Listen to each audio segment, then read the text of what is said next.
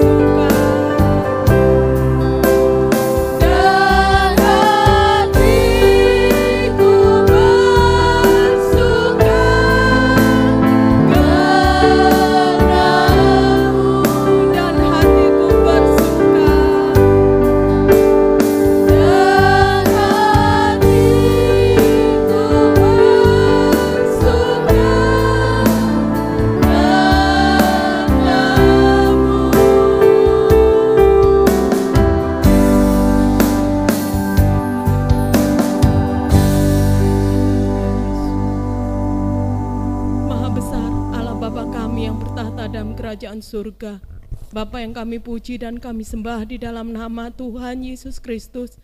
Segala puji syukur Bapa kami naikkan kepadamu, buat segala kasih kemurahan-Mu yang senantiasa melimpah atas hidup kami. Syukur dan terima kasih jikalau pada pagi ini Kau kumpulkan kami Bapa, untuk kami boleh bersama-sama berbuat bakti kepadamu Bapa.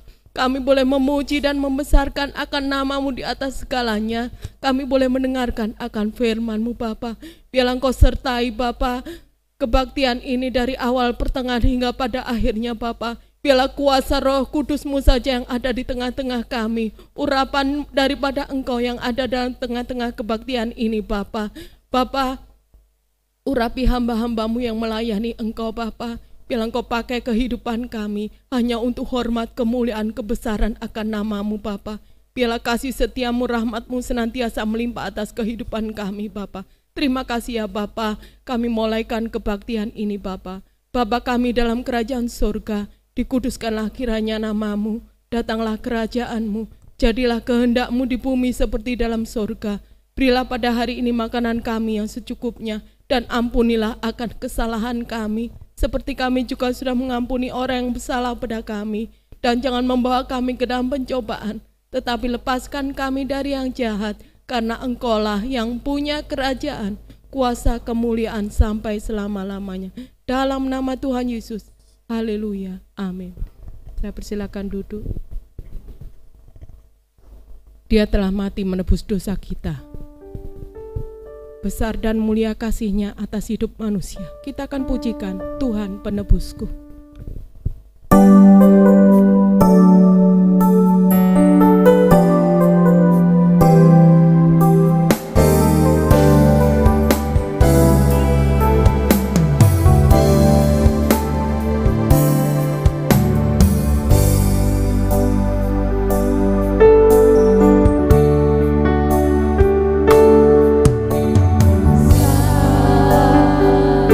Mulia kasih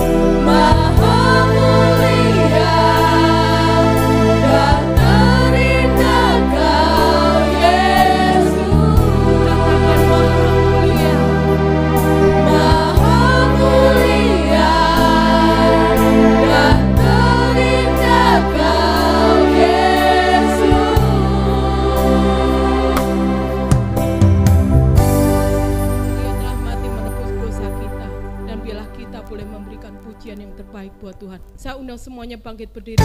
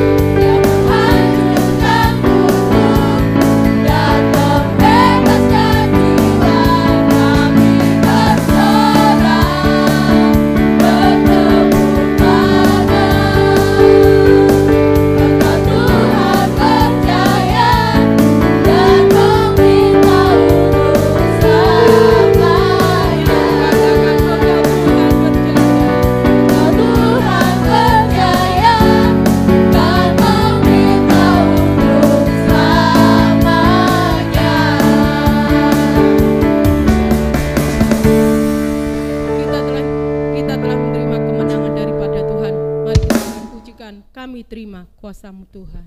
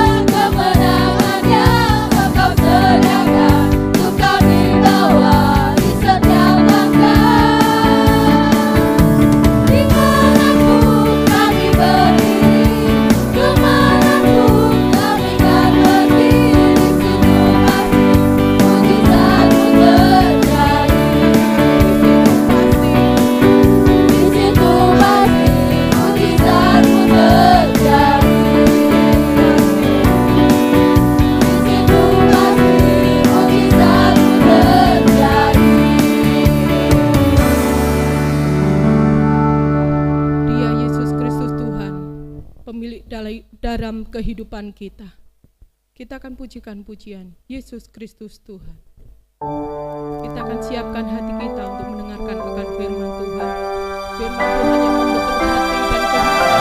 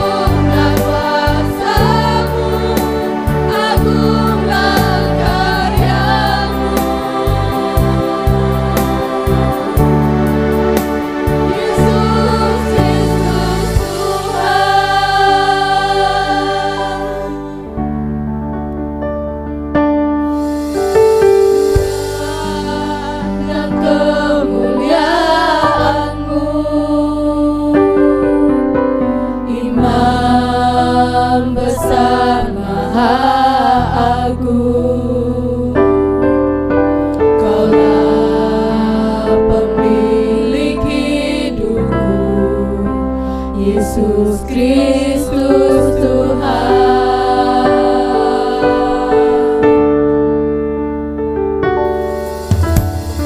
Sujud di depan tatamu, taklukkan seluruh hidupku. Dalam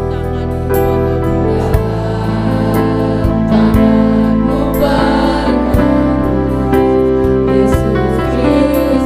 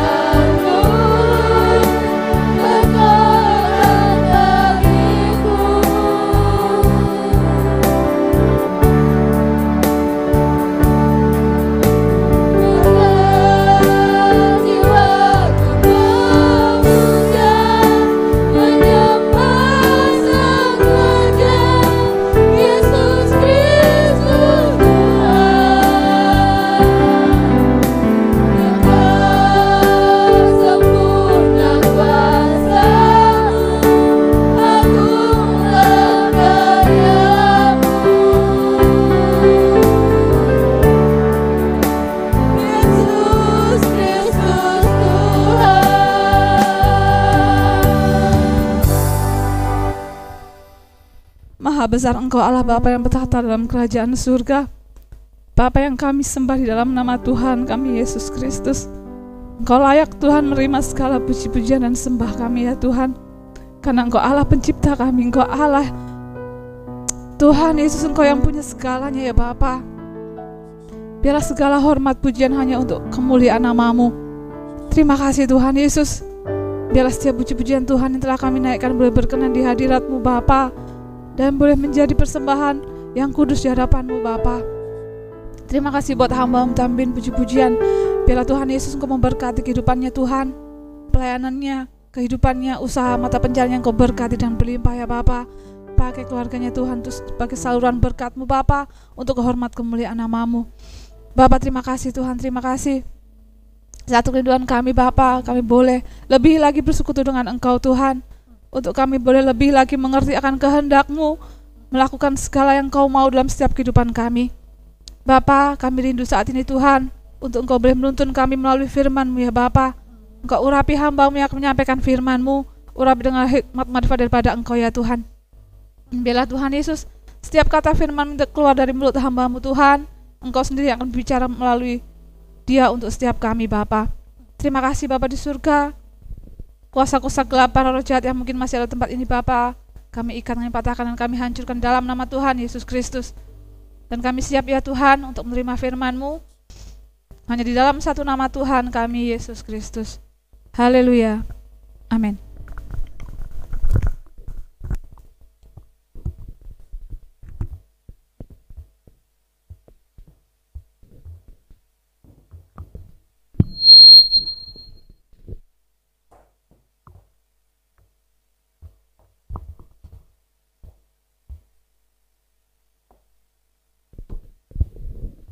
Haleluya. Puji Tuhan. Selamat pagi Bapak-bapak, Ibu-ibu di GSPD Karangmojo Agung. Terima kasih buat kesempatan yang indah pada pagi hari ini. Kita masih bisa bersama-sama kembali untuk menikmati ibadah, bersama-sama untuk menikmati kebenaran firman Tuhan, yang tentunya di hari-hari ini adalah hari-hari yang mungkin berat bagi kita semua. Bukan hanya sebatas karena ada hal-hal yang mendesak, tetapi secara global pun kita sebagai umat Tuhan sedang mengalami suatu krisis yang sangat besar, di mana ketika kita mulai mungkin menghadapi pandemi yang ada, pandemi COVID-19 yang ada, sehingga ada pembatasan-pembatasan tertentu, bahkan juga ada hal-hal yang lain yang mungkin sedang kita alami hari-hari ini. Tetapi di dalam segala sesuatu, seperti yang kita yakini dan kita percayai dalam Roma pasal 8 ayat 28, bahwa Tuhan melakukan segala sesuatunya itu mendatangkan kebaikan. Amin. Mendatangkan kebaikan bagi orang-orang yang mengasihi Tuhan. Hanya saja kembali kepada kita bagaimana untuk menyikapinya hari-hari ini.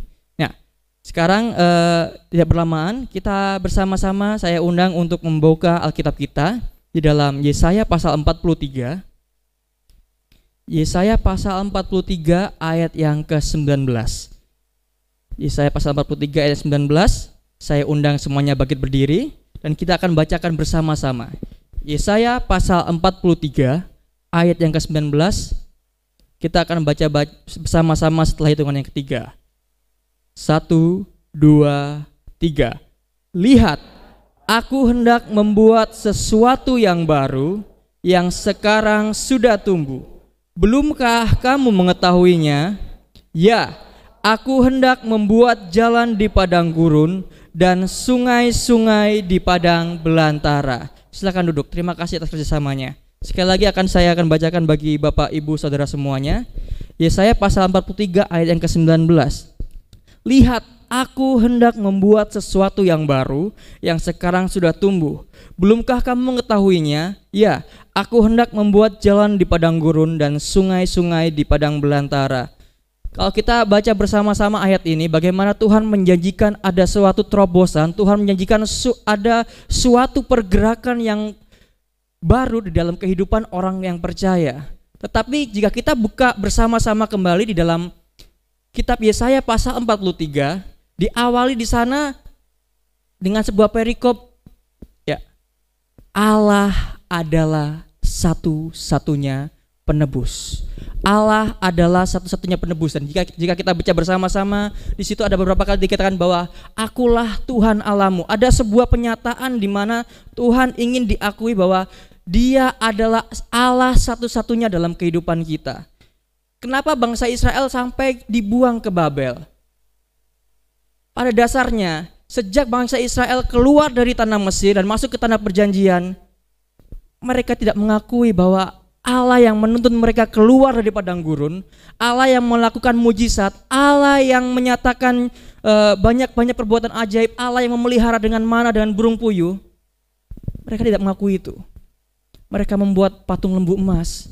Bahkan ketika masuk ke tanah Kanaan, ketika mungkin Samuel sudah meninggal, kemudian di generasi-generasi berikutnya, beberapa kali bangsa Israel kembali menyembah berhala dan lain sebagainya.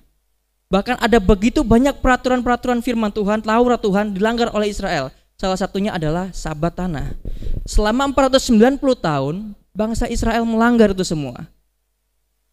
Hingga akhirnya bangsa Israel dibuang ke Babel selama 70 tahun. Meskipun dalam keadaan pembuangan, meskipun dalam keadaan yang mengenaskan, yang menyulitkan, yang namanya umat pilihan Tuhan, yang namanya bangsa pilihan Tuhan, Tuhan tidak pernah meninggalkannya. Amin. Demikian juga dalam kehidupan kita.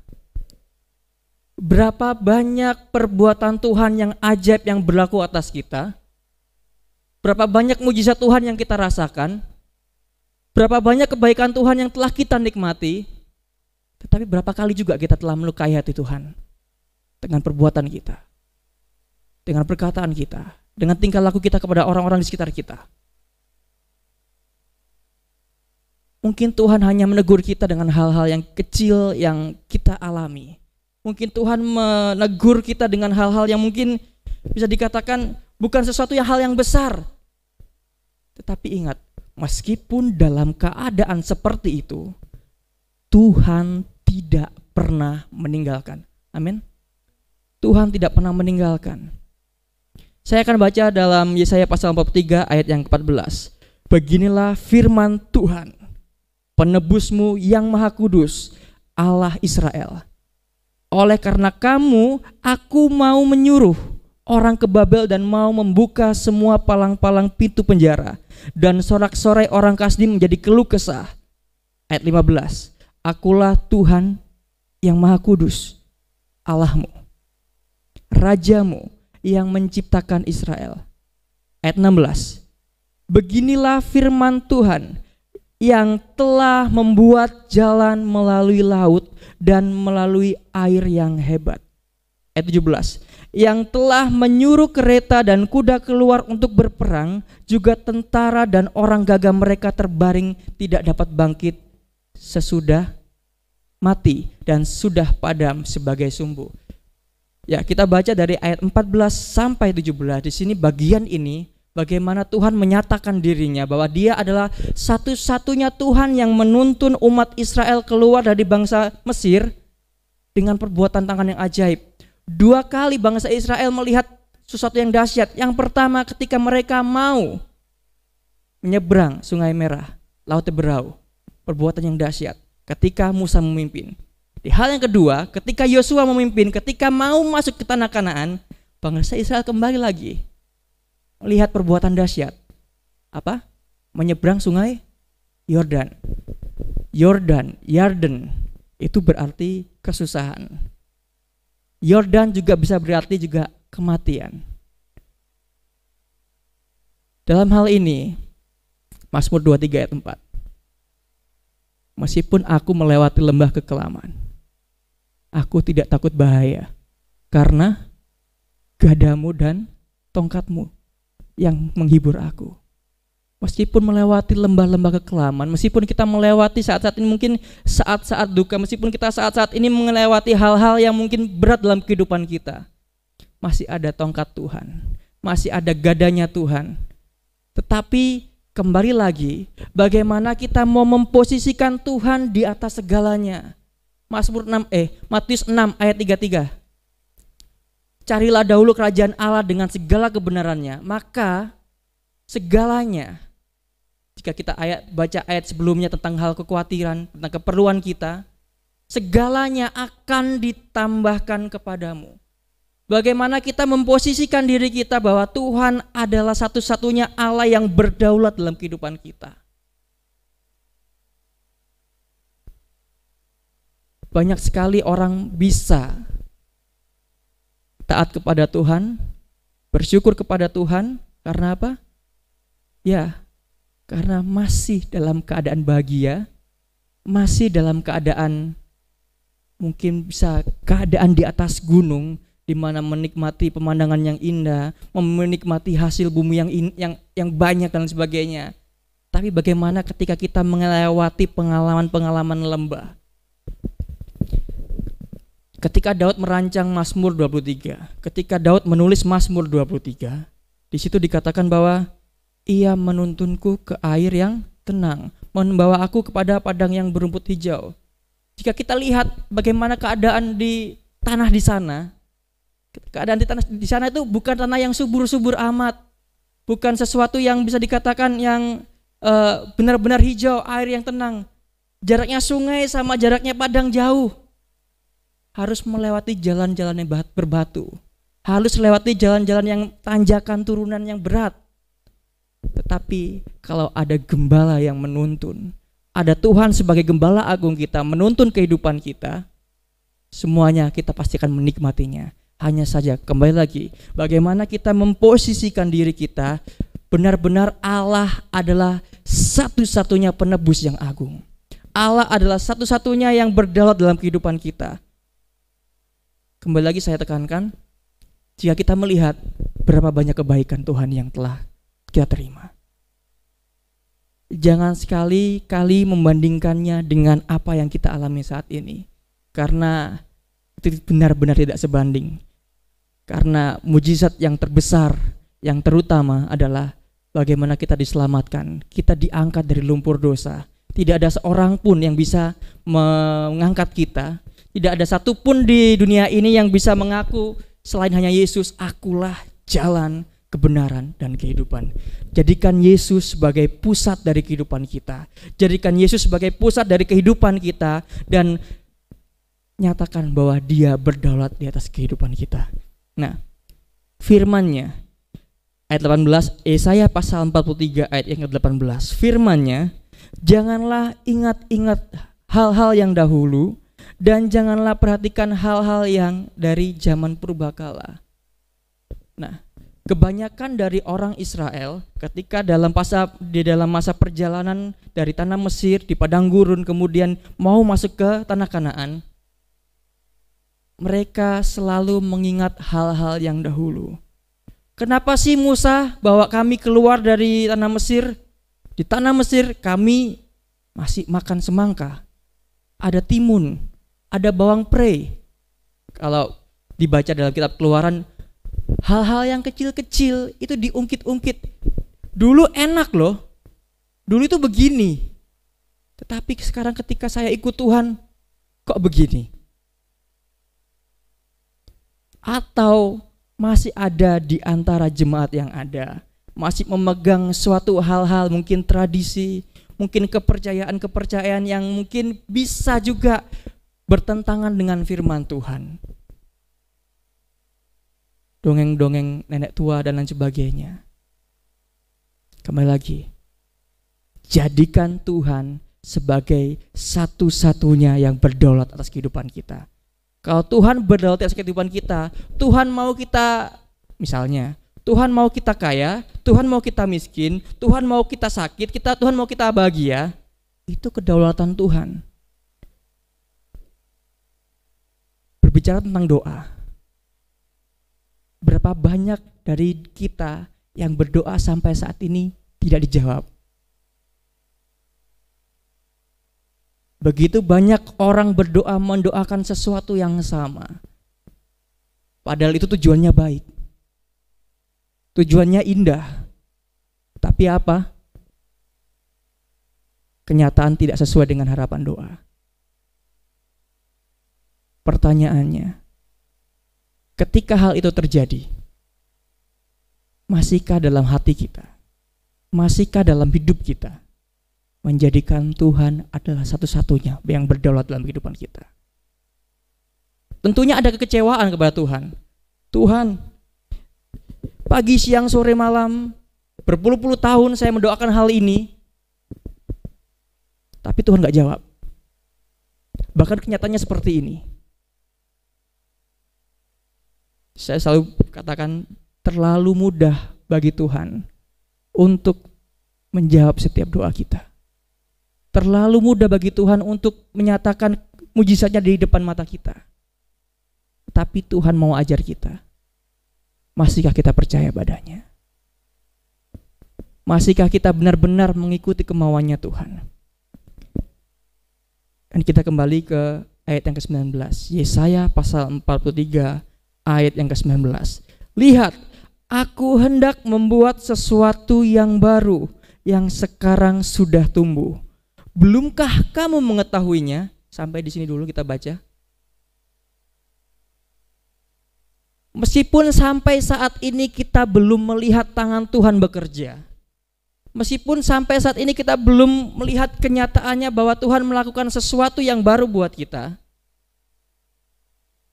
Tuhan sedang bekerja. Amin. Tuhan sedang bekerja untuk sesuatu yang baru dalam kehidupan kita. Syaratnya yang pertama tadi, bagaimana menyatakan bahwa Tuhan adalah satu-satunya yang berdaulat dalam kehidupan kita. Bagaimana kalau kita menyatakan bahwa Tuhan yang berdaulat, ya kita main sesuai dengan aturan dan ketentuan yang berlakunya Tuhan. Kalau kita mau kredit sepeda motor, kalau kita mau mungkin bahkan beli kalau kartu perdana dan lain sebagainya, ada syarat dan ketentuan berlaku. Itu kita baca, kita ngerti. Oh, kalau begini begini, kalau begini begini. Demikian juga dengan Tuhan. Ada Alkitab, ada firman Tuhan yang memimpin kita. Ada syarat dan ketentuan berlaku dalam kita mengikuti Tuhan. Dan hal inilah yang harus kita ikuti. Yang namanya Kristen. Kristen adalah pengikut Kristus. Kalau sebagai orang Kristen yang katanya pengikut Kristus tetapi masih mengikuti ego sendiri, siapa yang diikuti? Masih pantaskah kita disebut Kristen? Kalau ego kita masih besar, kalau sesuatu yang lain masih kita pegang dan kita ikutin, masih pantaskah kita disebut Kristen? Yang namanya Kristen, bagaimana kita mengikuti keteladanan Kristus. Dalam Filipi pasal 2 ayat 5-10, gak usah dibaca sekarang. Bapak Ibu baca, mungkin tandai di Alkitab, mungkin dilihat bagaimana teladan Kristus yang dia mengosongkan dirinya, yang harusnya dia sebagai Allah tetapi tidak menganggap kealahan itu sesuatu hak yang harus dimilikinya. Dia lepaskan itu. Ayat 10 bahkan ayat 9 katakan bahkan sampai dia taat mati di kayu salib. Kristus telah memberikan keteladanan bahwa ada sesuatu hal yang harus diikutin, kehendak Bapa. Ada hal yang harus benar-benar dikerjakan, yaitu kehendak Bapa. Bagaimana dia harus mengorbankan dirinya untuk menebus kita, untuk menebus saya, saudara, Bapak Ibu semuanya. Dia taat. Masihkah kita bisa taat meskipun dalam keadaan yang susah? Taat dalam keadaan yang mungkin nyaman bagi kita masih bisa. Tetapi bagaimana kita taat di dalam keadaan yang sangat tidak memungkinkan? Ya, belumkah kamu mengetahuinya? Di Yesaya pasal 43 ayat 19 tadi, seolah-olah seperti yang tadi saya tekankan bahwa Tuhan sedang bekerja meskipun kita tidak melihatnya. Atau yang kedua, kemungkinan yang kedua adalah karena kita tidak benar-benar tahu rencana Tuhan. Atau kita tidak benar-benar tahu isi hati Tuhan.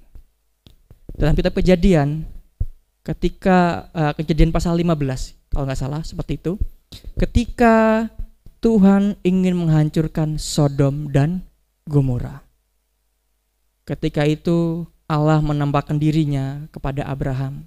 Kemudian seperti ketika Allah akan hendak menghancurkan Sodom dan Gomora, Allah menunjukkan dirinya kepada Abraham untuk menyatakan bahwa tahun depan ada Ishak lahir.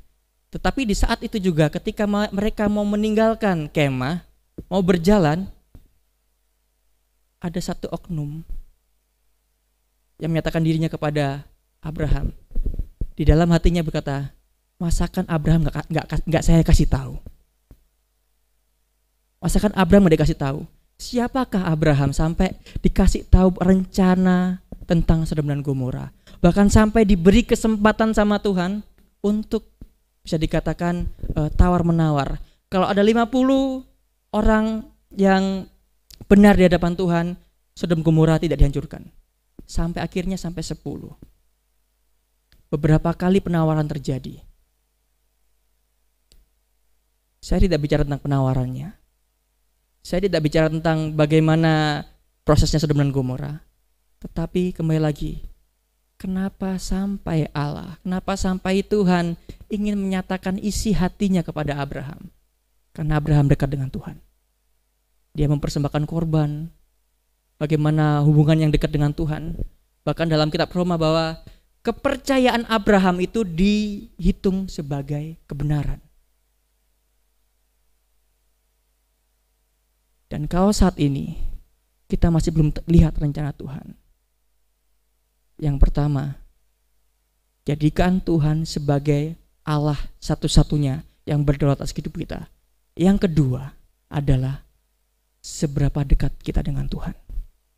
Seberapa intim hubungan kita dengan Tuhan sehingga kita bisa tahu rencana Tuhan terjadi atas kehidupan kita. Banyak hal yang jadi rahasia di dalam dunia ini. Tetapi ketika kita dekat dengan Tuhan, maka kita akan melihat satu persatu Tuhan akan membukakan jalan. Satu persatu Tuhan akan membukakan menyatakan rencananya bagi kita. Rencananya dalam Yesaya 43:19, ya aku hendak membuat jalan di padang gurun dan sungai-sungai di padang belantara. Ayat 20, binatang hutan akan memuliakan aku, serigala dan burung unta, sebab aku telah membuat air memancar di padang gurun dan sungai-sungai di padang belantara untuk memberi minum umat pilihanku. Ayat 21, umat yang telah kubentuk bagiku akan memberitakan kemasyuranku. Nah, rencana Tuhan secara global. Rencana Tuhan secara global yang pertama ketika Allah menciptakan manusia di Taman Eden. Dan kemudian kita lihat di Wahyu pasal 21. Bagaimana ketika Allah menciptakan langit dan bumi yang baru untuk gimana? Untuk ada suatu persekutuan antara manusia dengan Tuhan. Ada sebuah rencana besar dari kitab Kejadian sampai kitab Wahyu dengan ada kisah-kisah di tengahnya yang begitu banyak. Bahkan mungkin orang yang pada masanya, misalnya pada masa Musa, pada masa Abraham dan lain sebagainya, tidak menyadari rencana besar ini. Bahkan di saat ini pun kita tidak tahu rencana Tuhan yang begitu besar. Tapi ketika kita belajar firman Tuhan, Tuhan telah singkapkan sedikit. Rencana Tuhan yang terindah adalah bagaimana Tuhan ingin bersekutu, Tuhan ingin bersekutu dengan umatnya. Tuhan ingin menyatakan bahwa Tuhan mengasihi kita. Tapi Tuhan juga sekarang sedang membangun infrastrukturnya. Tuhan sedang membukakan jalan, Tuhan sedang membuat jalan di tempat-tempat yang mustahil. Bahkan juga ada suatu terobosan dalam kehidupan kita supaya kita menjadi alatnya Tuhan. Nah, Tuhan menciptakan jalan di padang gurun. Ini sesuatu hal yang mustahil. Jalan di padang gurun ini sangat berat sekali. Bahkan bisa dihitung-hitung mustahil. Bahkan kalau kita baca berikutnya, dan sungai-sungai di padang belantara. Ada mata air. Ada sesuatu yang memuaskan. Ada sesuatu yang bisa memulihkan kehidupan jiwa kita. Ada sesuatu yang bisa memulihkan kehidupan kita.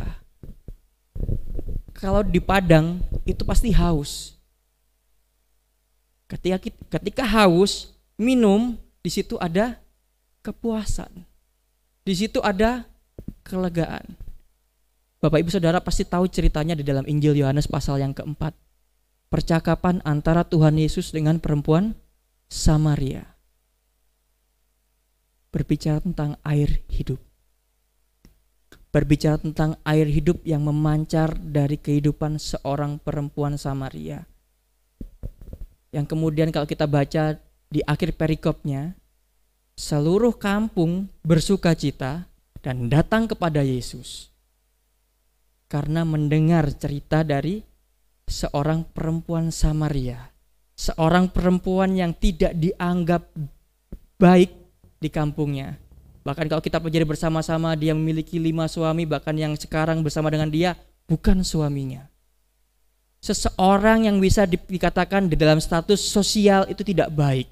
Seorang yang bisa dikatakan juga dalam keadaan ekonominya tidak baik. Seseorang yang bisa dikatakan bahwa orang ini sampah. Tetapi Tuhan pakai dia. Tetapi Tuhan pulihkan kehidupannya. Tetapi Tuhan ubahkan kehidupannya jadi berkat. Jadi pintu keselamatan bagi orang-orang di sekitarnya. Itu masalah utamanya. Tetapi, oh Tuhan, saya kan masih hadapi masalah ini. Saya punya masalah ini dan itu dan lain sebagainya. Mana mungkin saya bersaksi dan lain sebagainya. Gak ada waktu, gak ada kesempatan.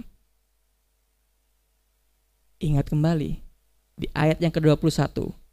Umatku yang telah kubentuk bagiku akan memberitakan kemasyuranku.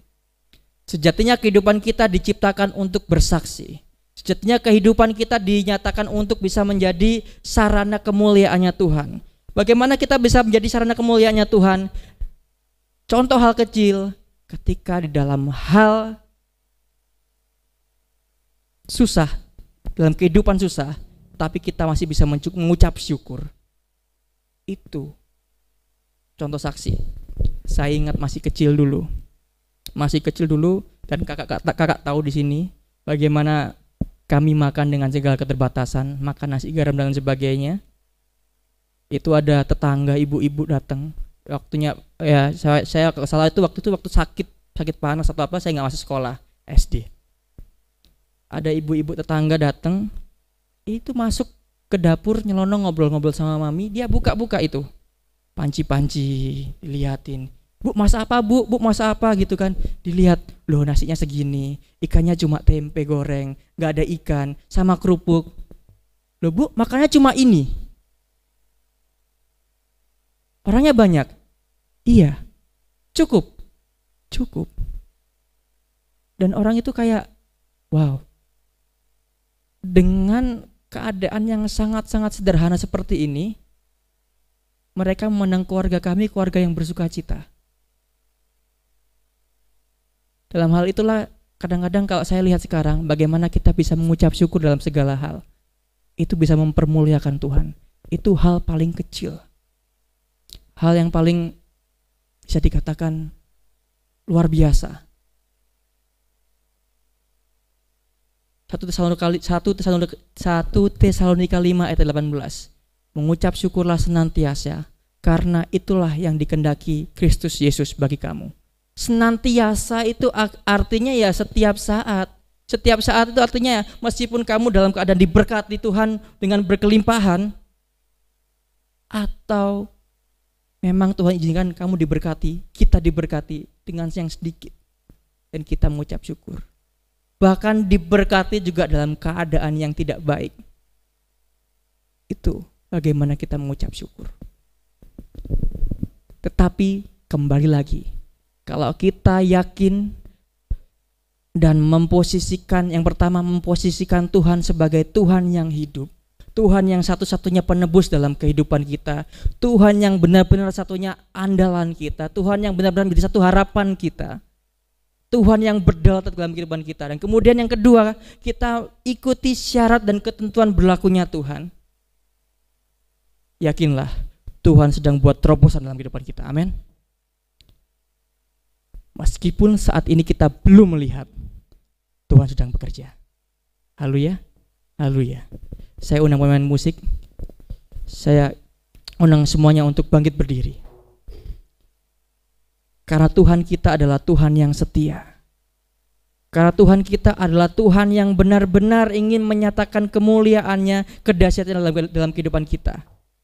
Dan kita harus menyatakan kehidupan kita benar-benar layak dalam kehidupan, layak bagi Tuhan. Engkau Tuhan yang setia dan waktumu selalu yang terbaik.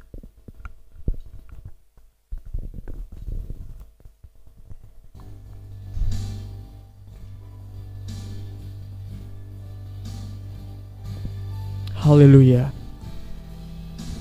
Haleluya, Yesus baik. Terima kasih Tuhan. Engkau ajaib. Engkau luar biasa dalam kehidupan kami. Haleluya.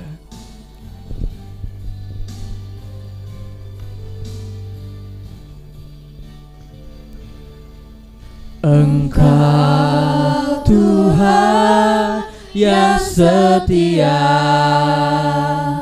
waktumu selalu yang terbaik. Engkau Tuhan sandaranku, dan ku hanya kan berharap pada. Sekali nyanyikan, Engkau Tuhan yang setia. Dari segenap kehidupan kita, dari segenap hati kita, kata-kata Engkau Tuhan yang setia, waktumu selalu yang terbaik. Engkau Tuhan sandaranku, dan ku hanya kan berharap padamu. Satu-satunya yang ku andalkan, satu-satunya yang ku percaya. Engkau sumber kekuatan, sumber pengharapan, sumber kedamaian. Satu-satunya yang ku andalkan. Haleluya. Amin. Satu-satunya yang ku andalkan, satu-satunya yang ku percaya.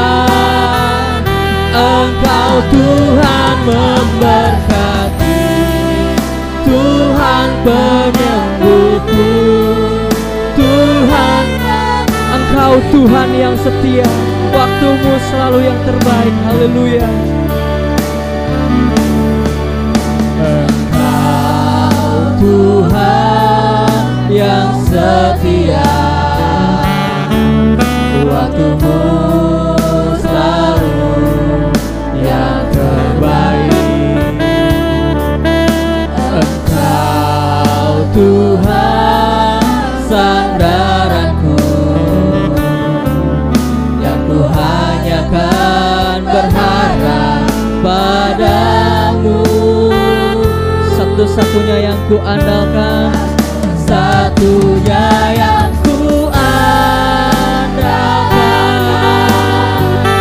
satu-satunya yang ku percaya.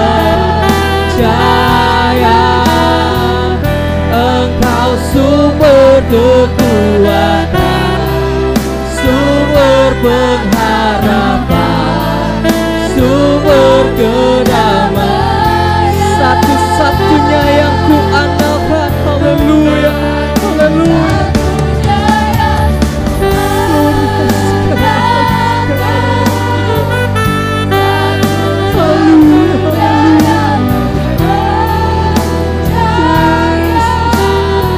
Aku harapan kamu. Haleluya. Amin. Amin.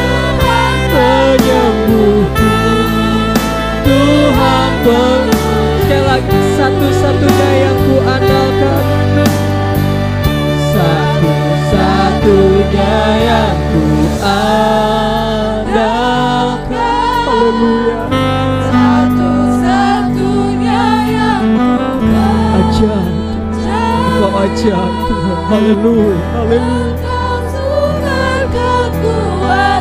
Amin, amin, amin. Engkau sumber kekuatan kami, Engkau sumber pengharapan kami. Haleluya. Satu-satunya yang ku andalkan, satu-satunya yang ku andalkan, satu-satunya yang ku percaya. Engkau Tuhan berkati, Tuhan penyembuh, satu-satunya yang ku andalkan. Haleluya. Satu-satunya Tuhan, satu-satunya yang ku andalkan, satu-satunya yang ku percaya.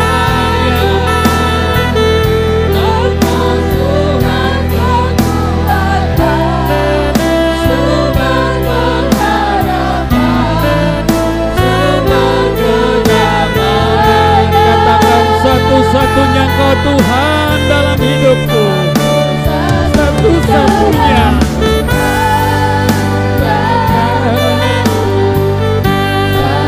Satu-satunya yang percaya. Engkau Tuhan berkati. Mari pelayan Zaman Kudus untuk maju ke depan.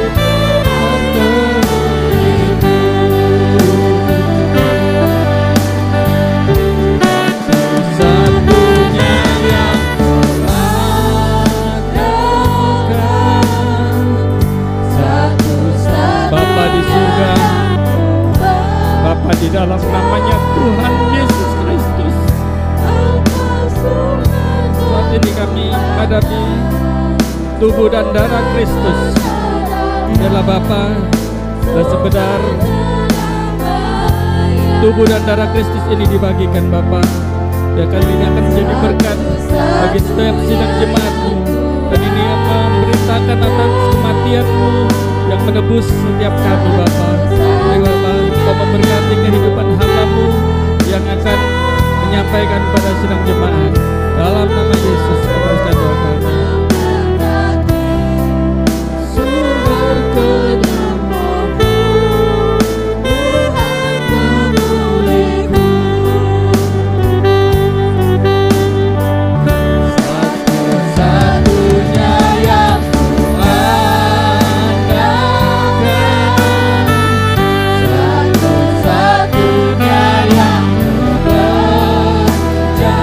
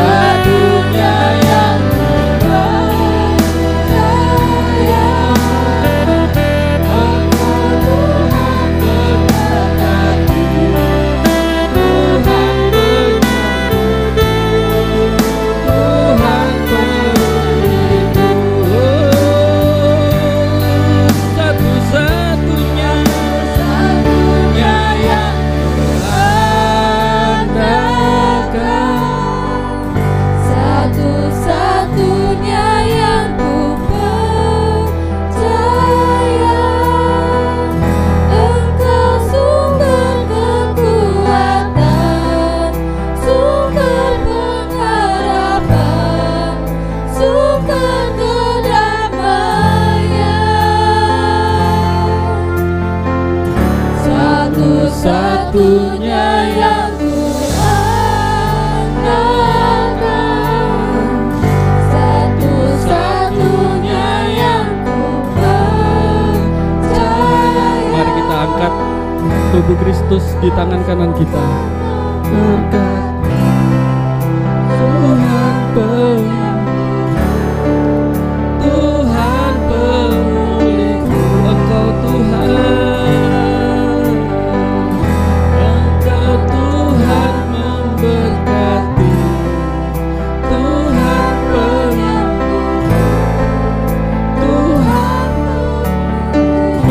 Haleluya. Mari dengarkan firman Tuhan sebelum kita makan tubuh dan darah Kristus. Demikian bunyi firman Tuhan. Sebab apa yang telah kuteruskan kepadamu telah aku terima dari Tuhan, yaitu bahwa Tuhan Yesus pada malam waktu ia diserahkan mengambil roti, dan sesudah itu ia mengucap syukur atasnya. Ia memecah-mecahkannya dan berkata, inilah tubuhku yang diserahkan bagi kamu. Perbuatlah ini menjadi peringatan akan aku. Bukankah yang kita pegang adalah tubuh Kristus? Mari kita makan dengan iman.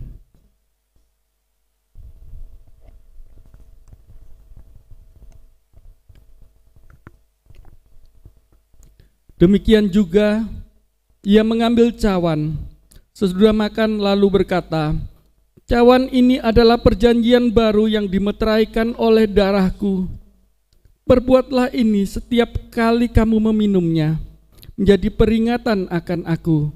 Sebab setiap kali kamu makan roti ini dan minum cawan ini, kamu memberitakan kematian Tuhan sampai ia datang. Saudara, bukankah cawan ini adalah persekutuan dengan darah Kristus? Mari kita minum dengan iman. Haleluya. Haleluya Yesus. Haleluya. Satu-satunya yang ku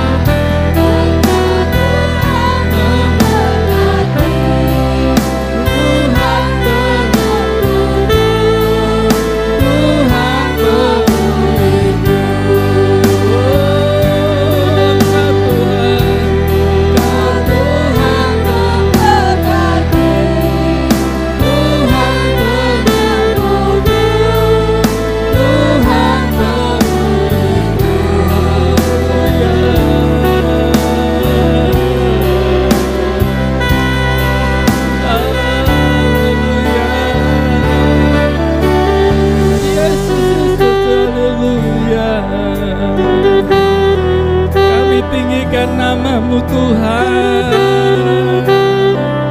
Haleluya. Yesus selamat sangkara karyasa.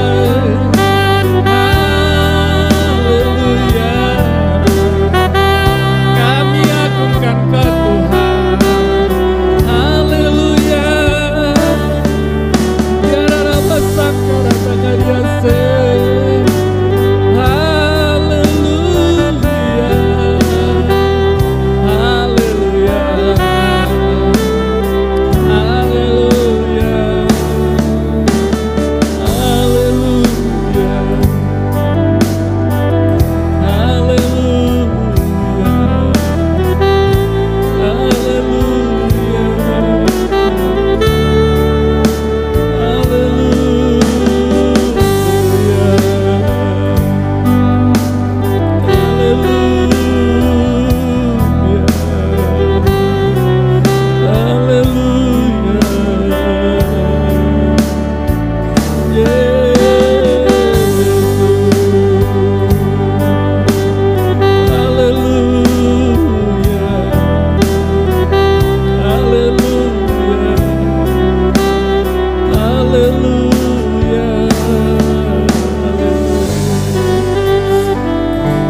Bapa di surga, kami bersyukur, kami berterima kasih buat pernyataan cinta kasih sayang-Mu di dalam kehidupan kami. Melalui firman Tuhan yang telah menegur dan mengajar kami, menempatkan Tuhan sebagai satu-satunya sumber pengharapan di dalam kehidupan kami, menempatkan Tuhan yang paling utama dalam kehidupan kami. Oleh karena itu, Bapa, kami serahkan semuanya ke dalam tangan-Mu. Biar kuat kuasa firman Tuhan itu akan mengubah kehidupan kami, makin hari menjadi anak-anak-Mu yang semakin berkenan di dalam Tuhan. Bapa di surga, biarlah pagi hari ini kami dapat menikmati firman-Mu yang telah ditaburkan oleh hamba-Mu. Engkau memberkati dalam kehidupannya, Engkau memberkati dalam pelayanannya, Engkau pakai makin hari makin luar biasa bagi hormat kemuliaan nama Tuhan. Bapa, kami serahkan semuanya ke dalam tangan-Mu. Pagi hari ini kami bersyukur, kami berdoa bersatu hati untuk negeri ini, untuk bangsa Indonesia, Bapa, yang di dalam masa pandemi ini kami mengalami banyak kesulitan, dan semua orang banyak mengalami kesulitan, bahkan kekacauan dalam hidupnya. Oleh karena itu, Bapa, kami mohonkan kasih setia rahmat-Mu menjamah setiap anak-anak-Mu, Bapa, yang selalu berseru kepadamu. Kami percaya di dalam situasi yang buruk pun kami percaya Tuhan punya rencana yang indah di dalam kehidupan kami. Oleh karena itu, Bapa, biarlah kami dapat menerima kasih setia rahmat-Mu di dalam kehidupan kami. Kami percaya akan janji Tuhan, kami percaya akan berkat-Mu melimpah, sebab firman Tuhan berkata bahwa segala berkat ini akan datang kepadamu dan menjadi bagianmu jika engkau mendengarkan suara Tuhan Allah-Mu. Diberkatilah engkau di kota, diberkatilah engkau di ladang, diberkatilah buah kandunganmu, hasil bumimu dan hasil ternakmu, yakni anak lembu sapimu dan kandungan kambing dombamu. Diberkatilah bakulmu dan tempat adonanmu. Diberkatilah engkau pada waktu masuk dan diberkatilah engkau pada waktu keluar. Tuhan akan membiarkan musuhmu yang maju berperang melawan engkau terpukul kalah olehmu. Bersatu jalan mereka menyerangi engkau, tetapi bertujuh jalan mereka akan lari dari depanmu. Tuhan akan memerintahkan berkat atasmu, dalam lumbungmu, di dalam segala usahamu. Ia akan memberkati engkau di negeri yang diberikan kepadamu oleh Tuhan Allahmu.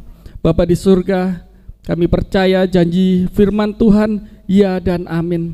Oleh karena itu kami percaya, kami tetap berpengharapan hanya kepadamu Tuhan. Kami percaya bahwa kasih setia rahmat-Mu ada menaungi setiap orang yang selalu takut akan Tuhan dan mau hidup seturut dengan firman Tuhan.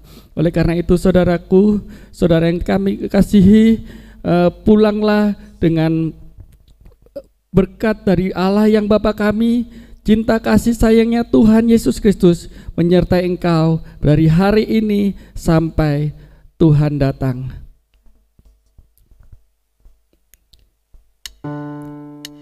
Haleluya. Bapa, terima